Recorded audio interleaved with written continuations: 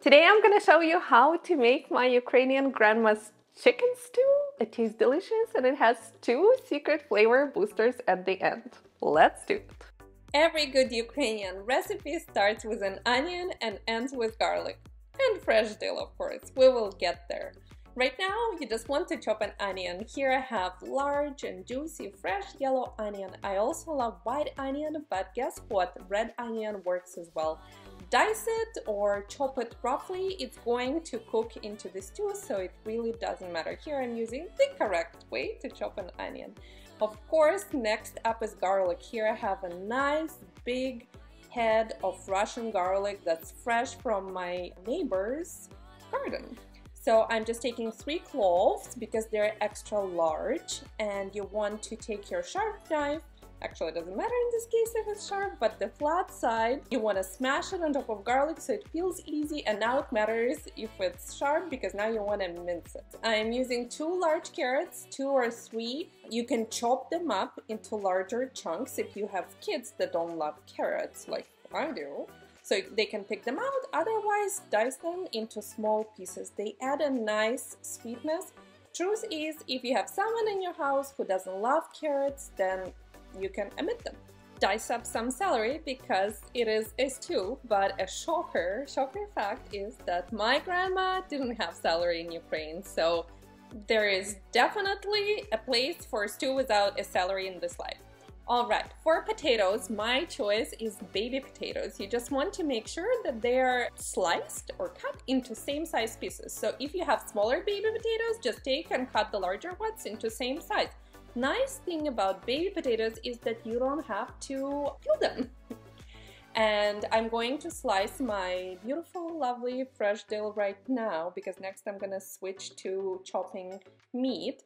And this is our garnish at the end, but I want to chop all my fresh ingredients first, and I recommend you do the same.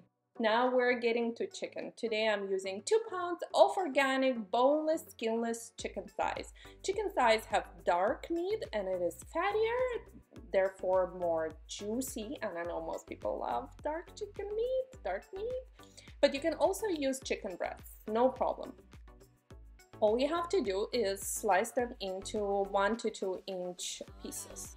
You could also take and cut up a whole chicken and use that, or any bone in chicken pieces like drumstick, no problem. You'll just have to cook it a little bit longer. Alright, my cooking vessel is Dutch oven, or you can take cast iron oven or pot, any large pot, drizzle a little bit of oil and add your mirepoix, which is mirepoix, onion, garlic, celery, and carrots, and you just saute for 5 minutes. You can throw in garlic and onion a little bit first before the other veggies so they brown a little bit, or you can add them together.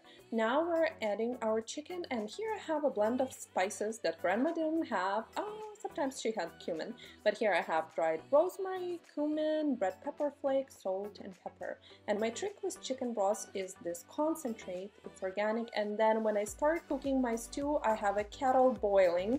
So guess what? I'm adding hot water to the pot, and it is already boiling, so I don't have to wait. I'm not slowing down the process, and that's only 2 cups. I'm just using half a cup measuring cup. Then you add your potatoes. By the way, you can use any potatoes, yellow potatoes, red potatoes, sprouted potatoes. We never cared, we just used potatoes. And stir, everything stir together. A few bay leaves, of course. What is a stew without bay leaves? Cover it up and cook for 20 minutes. Are you guys ready? Look at this beauty. This is my secret ingredient number 1, which is so obvious: fresh garlic and fresh dill. There is a huge difference between cooking garlic before the cooking process or adding it fresh at the end. It adds a nice flavor. Oh my goodness, I just want to jump into that bowl. It looks so good. It is pepper on top. I just love pepper at the end of any dish. And now the hard part, taste test. I hope you guys enjoy my super easy chicken stew from my grandma. I love this recipe. It is 1 pot, 30 minutes, perfect weeknight dinner.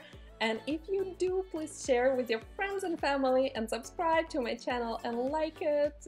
I hope to see you next time. Bye!